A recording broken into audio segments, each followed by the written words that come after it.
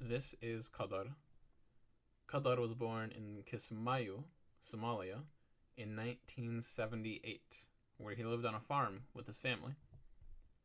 In 1991, Somalia erupted into civil war. Kadar was playing soccer with his friends one day when he saw a military vehicle driving off in the distance.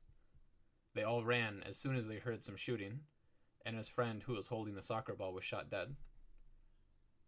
He ran with his other friends to a nearby house, where they stayed overnight, hiding under a bed from the debris and dust that was caused by some shelling. Kadar's brother and uncle found him there, and together they walked for 3 days and nights to another village. When they reached the other village, their other uncle found them and drove them to Doble, a city on the border of Kenya. They got out of the car, walked across the border, and right into a refugee camp in Liboya.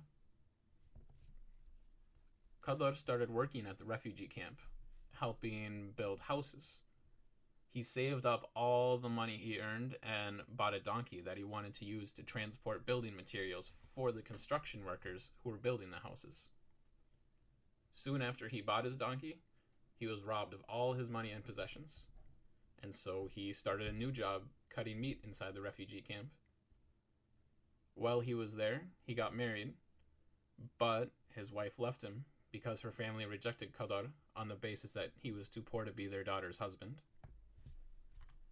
In 2011, Kadar was accepted for resettlement in the United States.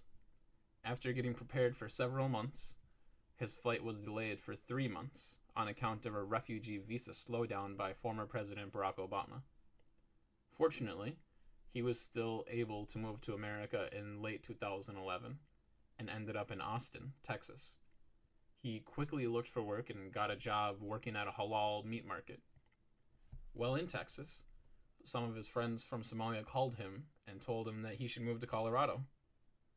They said that there were a lot of job opportunities in Colorado.